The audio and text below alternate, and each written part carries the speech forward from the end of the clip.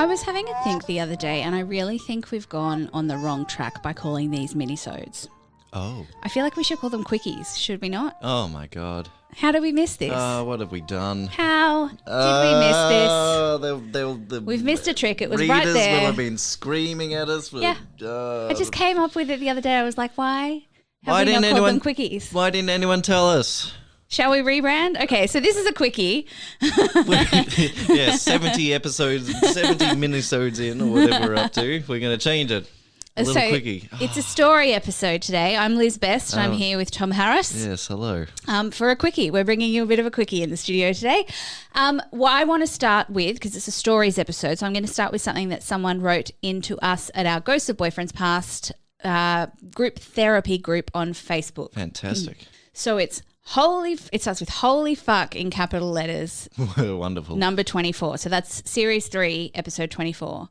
Well, this episode brought me to my knees. So this was Maddie's episode. Yes. I don't mind saying, from Liz's excellent, and I'm not just reading this out because it's a compliment. No, of course not. From Liz's excellent lines, including, if you wouldn't do something with your partner right next to you, then it's probably cheating.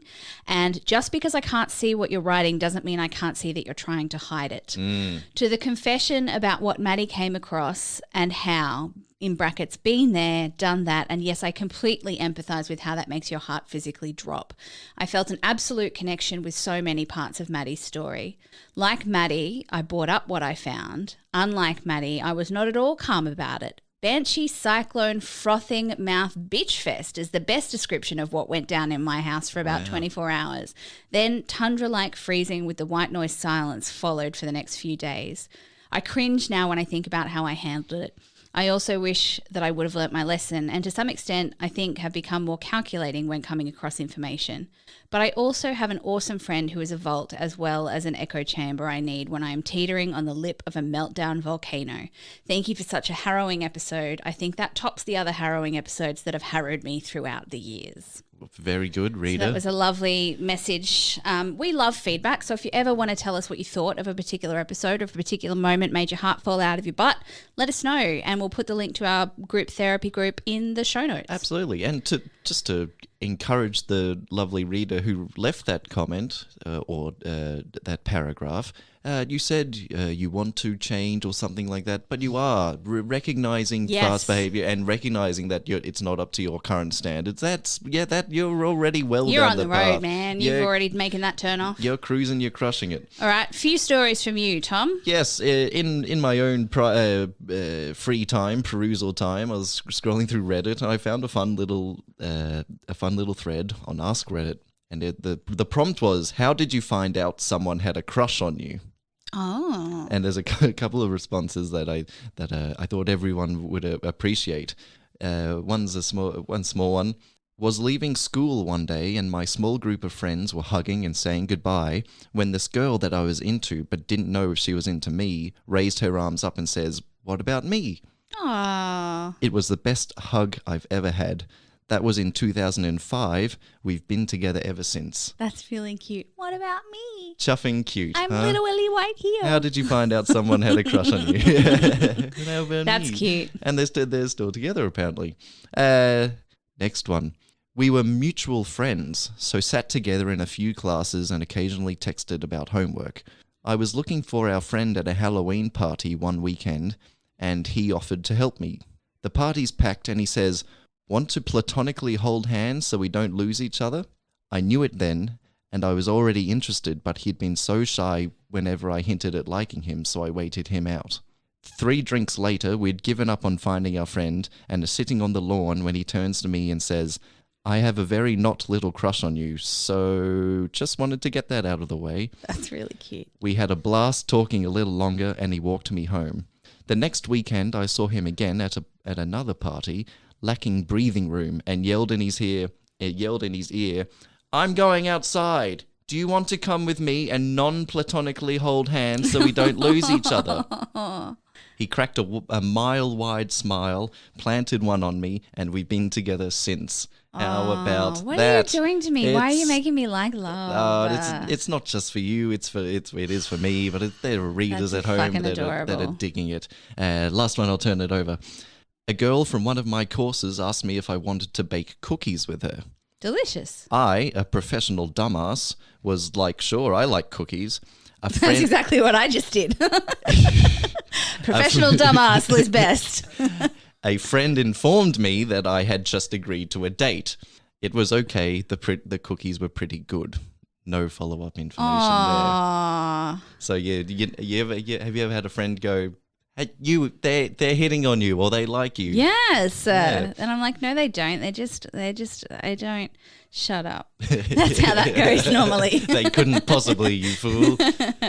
All right. So I found a collection of stories on BuzzFeed about things that spouses shared, hysterically random things that they learned about their partners after getting married. Oh. Yeah. So the first one, I learnt that my husband holds his balls when he sleeps almost all night. If he's sleeping on his stomach or his side, he doesn't. But as soon as he lies on his back, he holds on tightly like they're going to run away or something. It cracks me up. They may. Okay. So another one says, my wife makes sex noises while she sleeps. I didn't tell her about it until after she went on a weekend trip with her friends and they said something about it. That's good. That's convenient for you that her friends have to bring it up. Yeah. So you're having raunchy dreams there and you're just enjoying them out audibly, I suppose. Yeah. So I learned that my husband turns on the shower while he poops, not to shower afterwards, just because he likes the steam. Not even to hide the noise, just he likes steam. It's like a bit of a sauna and a shit. Who doesn't, my dear? Who doesn't? And then I've got two more for you. So I learned that my husband only eats cereal out of glasses. He refuses to eat it out of a bowl. Soup, salad, whatever else is fine in a bowl. But cereal, nope, goddamn glass. Well, this is a madman. He's milk to cereal ratio. How does he control that? With a bowl, you can get Harris's patented bowl tip, where you let the milk spoon lower down, and you keep more of the dry cereal above the sea level line. I mean, if the person had two glasses, one with milk and one with cereal, and was doing a dippy dip, I'd be fine with that. But how are you getting your big spoon in there? You end up drinking it. I mean, to be fair, I eat all cereal with a teaspoon. But you're little. You're little. It's a normal size. It fits in my little hand. And my last one, in capital letters, he eats the entire apple. The core, the stem, the seeds, everything. I like it. Everything. It's so fine. It's so innocent a thing to do. But no one. It's weird. Everyone likes pointing out that it's weird. It's fucking weird. It's like those people who bite into a kiwi fruit rather than like cutting it and scooping it out. Kiwi fruit are hairy. Yes. How do you swallow? How does an apple tree not grow in your stomach? I don't know. But like, how do you swallow the core bit without it like scraping down your entire esophagus on the way down? Like a horse. I'm not into it. Must have choppers like a horse. Yeah. Oh dear. I'll wrap us up with another little one. This isn't a how did you find out someone liked you. This is just a little finisher. This reader writes, I actually met my girlfriend on Tinder. She moved interstate and wasn't planning on being here for longer than a year and 7 months. Sorry. She moved interstate and wasn't planning on being here for longer than a year, and 7 months on, there hasn't been a day go by that we haven't spoken or seen each other. Now that it's been a year, she isn't going anywhere. You could say we both messed each other's plans up, but for the better. Cute. So, just you go to a new city, planning just for a year. This is a year thing. Yeah. Best laid plans, hey? You opened up Tinder, I wouldn't.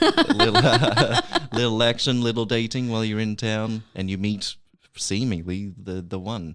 So very, very nice, wholesome stories from my end on this minisode. And bizarre ones from me, but I'm into it. Oh, it's right. We have to have the yin and the yang, right? If you would like to share a little story with us, if you constantly go, it reminds me of that time that I ... Please write into us, ghostsofboyfriendspast@gmail.com, or just drop us a DM on Facebook. We're on Facebook all the time. We've got our Ghosts of Boyfriends Past group therapy group, so occasionally we'll read little snippets that come out from there. If you would like to join in on the conversation there's a lot of good advice. There's a really lovely community. You can share memes, you can ask questions, you can drop your own knowledge about our episodes. Otherwise, share the podcast, tell a friend, rate, review, subscribe, and all of the above. And until then, I'm pretty certain that the name Quickie is going to stick. I really like it. What do you reckon? I'm hurt and offended that we didn't do it already. Yeah. I'm annoyed. All right, readers. Until next time, Quickie time. Yeah.